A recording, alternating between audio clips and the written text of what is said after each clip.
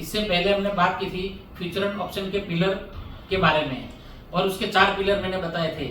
एक था free float security, दूसरा था टाइम फ्रेम, तीसरा था ओपन इंटरेस्ट और चौथा था मार्केट वाइड पोजीशन।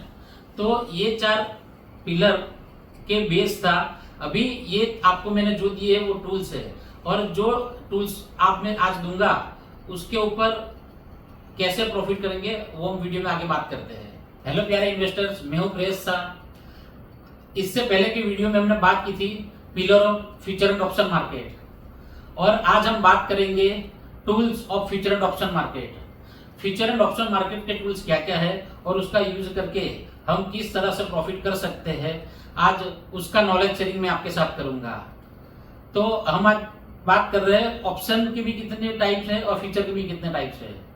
फ्यूचर में 2 प्रकार होते हैं, एक होता है इंडेक्स फ्यूचर, दूसरा होता है स्टॉक फ्यूचर।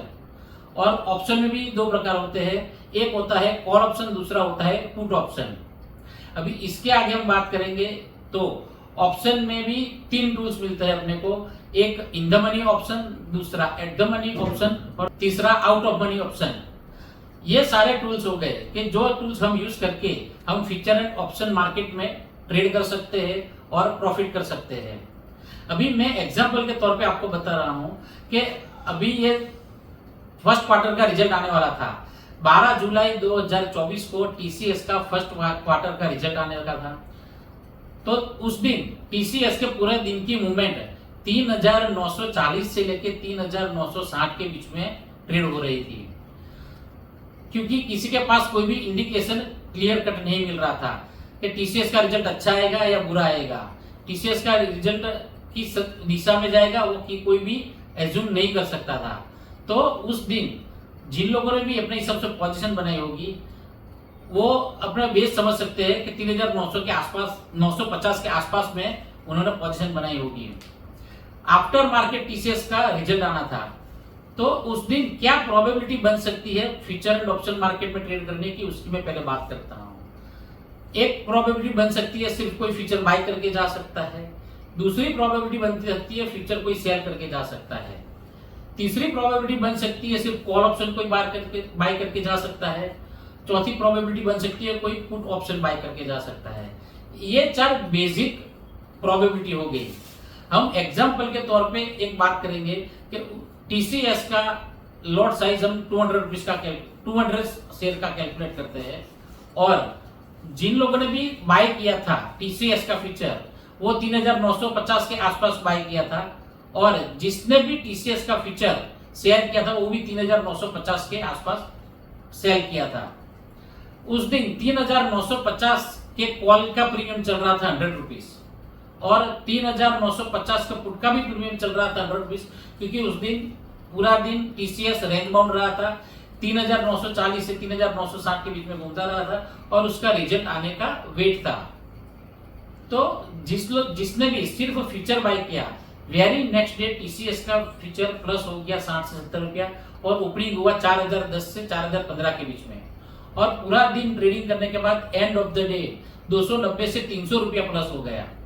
अब आप समझिए कि जिस आदमी ने 2,50,000 रुपये का मार्जिन देने के बाद अगर सिर्फ फ्यूचर बाय करके गया है तो उसको एक ही दिन में 200 शेयर के लॉट के ऊपर 300 रुपये का प्रॉफिट, मतलब 60,000 का क्लियर कर प्रॉफिट मिला। मतलब ये हम कह सकते हैं कि 2.5 लाख रुपए के इन्वेस्टमेंट के ऊपर एक ही दिन में 25% प्रॉफिट, 60,000 का प्रॉफिट। आप समझिए इन्वेस्टर कि एक फ्यूचर में सिर्फ 2.5 लाख रुपया लगाने के बाद एक ही दिन में 25% प्रॉफिट भी मिल सकता है। सिर्फ प्रॉफिट हो सकता है ऐसा नहीं है, लेकिन जिसने फ्यूचर सेल किया है उसने भी 2.5 लाख रुपया प्रीमियम दिया होगा और वो 2.5 लाख रुपया प्रीमियम देने के बाद भी उसको भी 60,000 रुपया का इक्वल लॉस गया होगा, क्योंकि 300 रुपए की मूवमेंट दोनों को हिट करती है। अभी ये हो गया सिंपल ट्रेडिंग, किसी ने फ्यूचर बाय किया, किसी ने फ्यूचर सेल कर दिया, हो गया सिंपल ट्रेडिंग। अभी हम आगे बात करते हैं ऑप्शन ट्रेडिंग की, जो स्मार्ट इन्वेस्टर करते हैं। अगर सपोज करो आप उस दिन 3950 का कॉल ऑप्शन बाय करके गए होते तो कॉल ऑप्शन का प्रीमियम था 100 रुपीज, वो 100 रुपीज के प्रीमियम के ऊपर आपने 200 शेयर मिलने थे, 3950 के 100 रुपीज के प्रीमियम के ऊपर आपको 200 शेयर बाय हो गए। तो आपका बेसिक कॉस्ट हो गया 4050 रुपया, 3950 का 100 रुपीज का कॉल आपने बाय किया, तो आपका बेसिक लैंडिंग कॉस्ट हो जाता है वैलिडेट के लिए 4050 रुपया। अभी आप देखेंगे कि दूसरे दिन मार्केट ही ओपन हो गया टीसीएस का 4010 से 15 के बीच में, और एंड ऑफ द डे 300 रुपया बढ़ गया। तो 100 रुपये के इन्वेस्टमेंट के ऊपर आपका प्रॉफिट हो गया 300 रुपया। आपने अगर अगले दिन 200 शेयर्स का 100 रुपये के प्रीमियम का कॉल ऑप्शन बाय किया होता, तो आपका महज 20,000 रुपये का इन्वेस्टमेंट होता, सामने 60,000 रुपये का प्रॉफिट होता। अगर वो 60,000 में से आपका 20,000 रुपये का जो इन्वेस्टमेंट माइनस कर देता हूं, फिर भी आपको नेट 40,000 रुपीज प्रॉफिट हुआ होता। आप समझिए इन्वेस्टर 1:2, ये इसे हम कहते हैं 1:2 के रेशियो में काम हुआ कि भाई आपने 20,000 रुपया इन्वेस्ट किया और 40,000 रुपये का प्रॉफिट हो गया। अगर आप समझो कि आपने पुट ऑप्शन बाय किया था, तो भी आपको लगने थे 20,000 रुपये ही, लेकिन लॉस होना था 60,000, उसकी जगह क्या हो गया, लॉस हो गया 20,000 रुपया। तो जो प्रीमियम आपने दिया था पुट ऑप्शन बाय करने के लिए 300 रुपया बढ़ जाने के बाद भी आपका सिर्फ मैक्सिमम लॉस हो जाता है 20,000 रुपया। तो ये हो गई ऑप्शन की स्ट्रेटेजी कि ऑप्शन में मैक्सिमम प्रॉफिट के विंडो आप खुली रख सकते हो, और प्रॉफिट लॉस मिनिमम हो जाए ऐसा करके आप विंडो उसकी क्लोज भी कर सकते हो। अभी आप इन्वेस्टर समझिए, कोई एक स्मार्ट इन्वेस्टर होता है, वो थोड़ा एडवांस काम करता है, और उस दिन अगर सपोज करो 3,950 का कॉल ऑप्शन भी बाय कर लिया और 3,950 का पुट ऑप्शन भी बाय कर लिया, तो तेजी भी उसने बाय कर ली, मंदी भी उसने बाय कर ली, और दोनों का लॉस उसने फिक्स कर दिया कि भाई 100 रुपये का प्रीमियम देके मैं 200 शेयर का लॉट खरीदता हूं, तो कॉल ऑप्शन खरीदने में 20,000 रुपये मेरे लगेंगे, पुट ऑप्शन खरीदने में भी मेरा 20,000 रुपया लगेगा, तो महज 40,000 रुपया मेरा इन्वेस्ट हो जाएगा।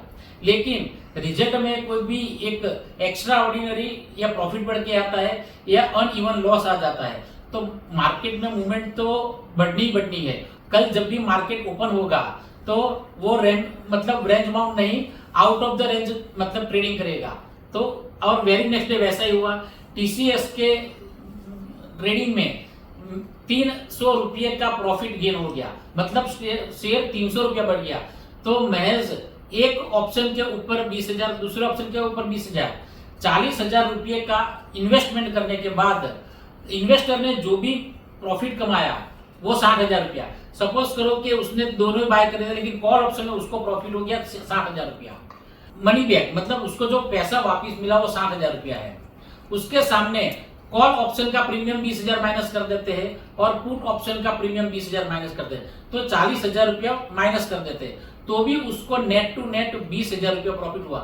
मतलब महज 40,000 रुपये के इन्वेस्टमेंट के ऊपर 50% प्रॉफिट, 20,000 रुपया प्रॉफिट। तो इसे कहते हैं स्मार्ट इन्वेस्टमेंट, और ये एक ही दिन का प्रॉफिट है।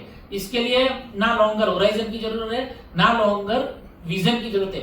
एक ही स्ट्रेटेजी हमने यूज की है कि भाई कल इवेंट है और इवेंट के ऊपर हमको काम करना है, तो हमको तेजी हो तो भी प्रॉफिट चाहिए, मंदी हो तो भी प्रॉफिट चाहिए। क्या होना है वो डिस्कशन में हमको नहीं जाना है।